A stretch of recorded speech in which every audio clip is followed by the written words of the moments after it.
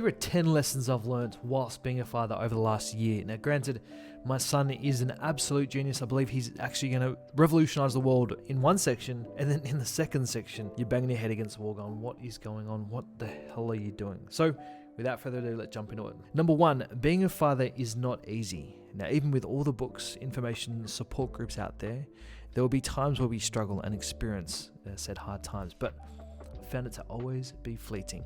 Acknowledging it was my first step.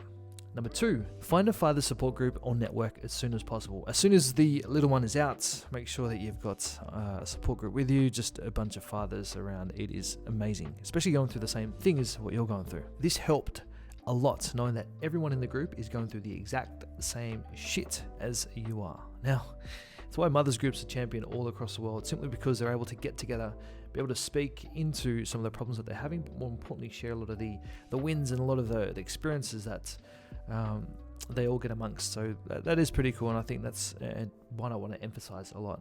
Find a fathers group, enjoy the laughs, because trust me, there are plenty. Number three, you transition from a boy to a man when you lose your father and have a child. Now, this one's a little bit deeper, specifically for myself. And, I lost my old man in 2019. He was on the island, and one day he was there and one day he wasn't. A good friend of mine who, at the time I was processing it, a really good friend of mine and is a mentor to me today, shared with me this particular quote. And, a year later from that experience of losing my old man, I had a son, Tama. And this quote to me, I believe, is absolute truth, simply because I do have some beautiful men in my life who are mentors to me and give me a kick up the ass when I need it, but nothing can replace the father that you've had, at least for me, for about 29 years. So you transition from a boy to a man when you lose your father and have a child.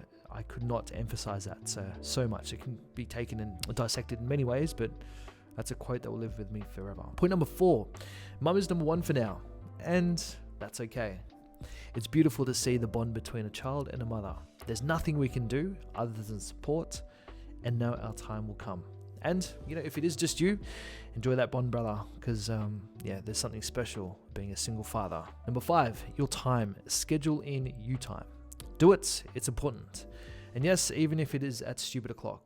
As an example, I find myself up at 2 o'clock in the morning watching my Premier League side, Everton, who are absolutely shit house, but I absolutely love them. And unfortunately, Tama has a jersey and will continue to don, the blue jersey until we eventually win something, which could be probably in his lifetime and not ours, but alas.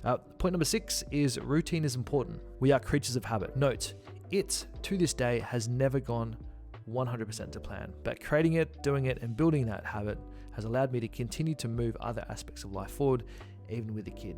Now, this percentage increases as the kid gets older and as he starts to go to school, but just remember, routine is important. Make sure you have that routine as best you can. Point number 7 is communication is imperative. Now, whether it be with your partner or those closest to you helping, communication is so important.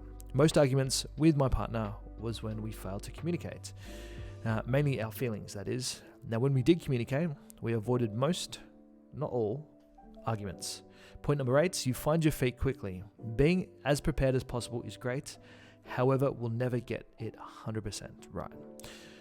A phrase I would like to say when I was playing rugby league growing up is play what's in front. We find our feet quick because we play what's in front daily. Point number 9, give yourself more kudos than you do.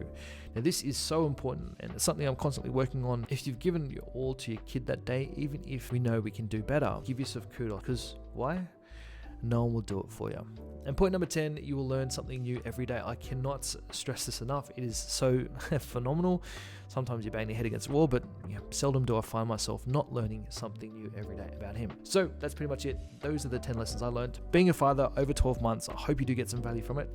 If I've missed anything and you are a father, please let me know down in the comment section below.